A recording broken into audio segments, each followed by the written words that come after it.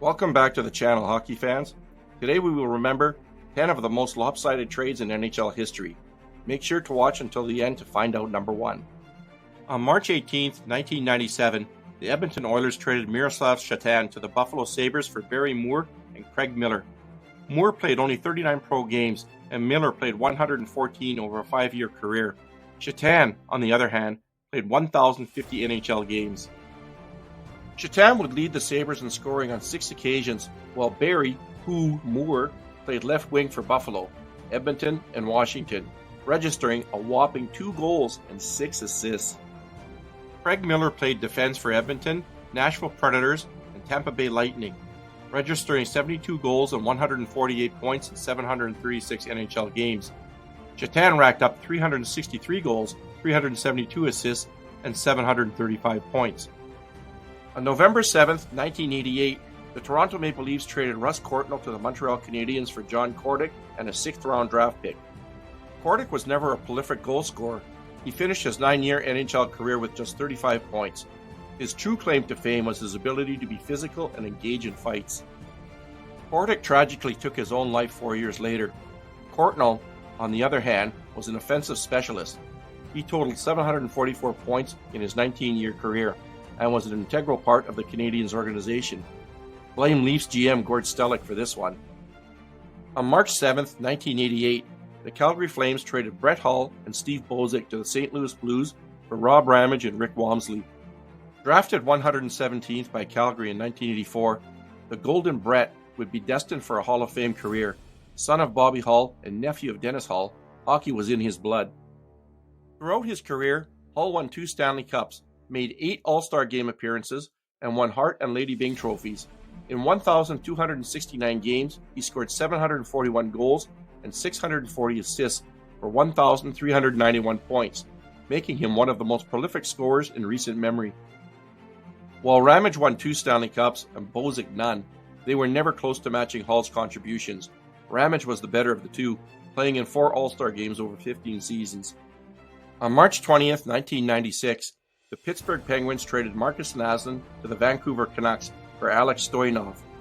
Alex Stoyanov was a highly touted prospect when he was drafted. Stoyanov was drafted by the Vancouver Canucks in the 1991 NHL Draft, 7th overall.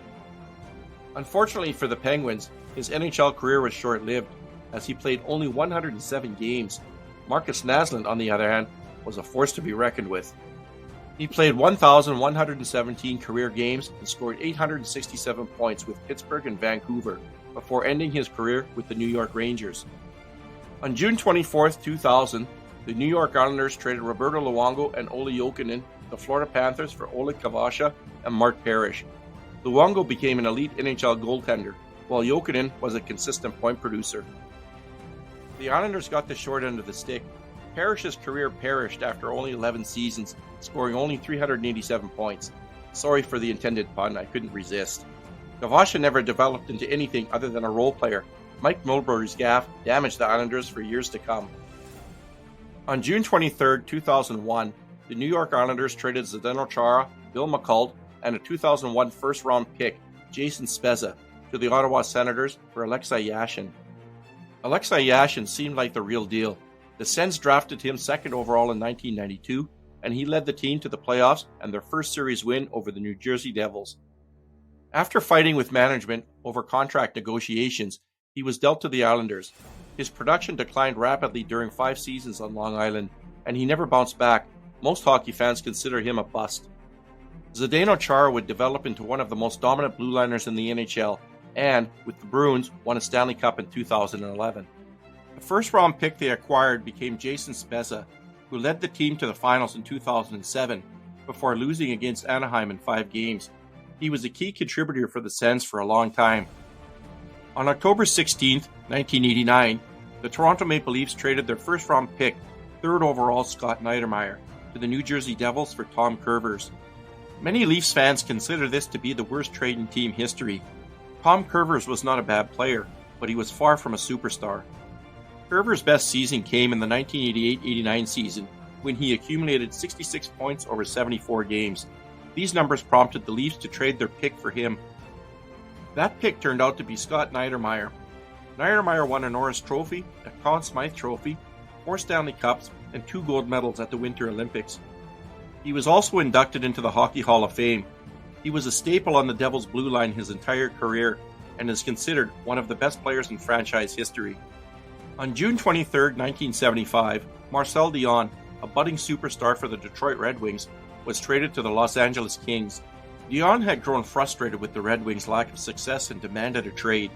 In exchange for Dionne and Bart Krashley, the Red Wings received Terry Harper, Dan Maloney, and a 1976 second-round draft pick. While Harper and Maloney were quality players, they did not match Dionne's impact. Dionne had a Hall of Fame career, scoring 731 goals and 1,771 points. This trade is often cited as one of the worst in Red Wings history, as it set the franchise back and ushered in the Dead Wings era. On June 6, 1986, the Vancouver Canucks sent Cam Neely to the Boston Bruins in one of the most significant trades in NHL history. The Canucks traded Neely and a first-round draft pick, which became Glenn Wesley, to the Bruins in exchange for Barry Peterson. Neely became one of the most beloved players in Bruins history. He scored 344 goals in 525 games for Boston and was inducted into the Hockey Hall of Fame. The Bruins' first-round pick was used to select Glenn Wesley, who had a solid NHL career and contributed significantly to the Bruins' defense.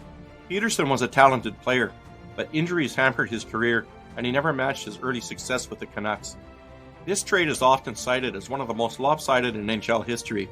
It heavily favored the Bruins and shaped their success in the late 1980s and early 1990s.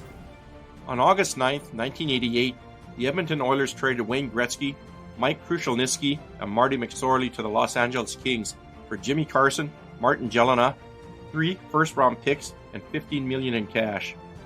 The trade of Wayne Gretzky, often referred to as the trade, is one of the most significant moments in NHL history. This trade not only shocked the hockey world, but also had a profound impact on the sport. It helped popularize hockey in the United States, particularly in non-traditional markets, and marked the beginning of a new era for the NHL. These are but 10 of the most lopsided trades in NHL history.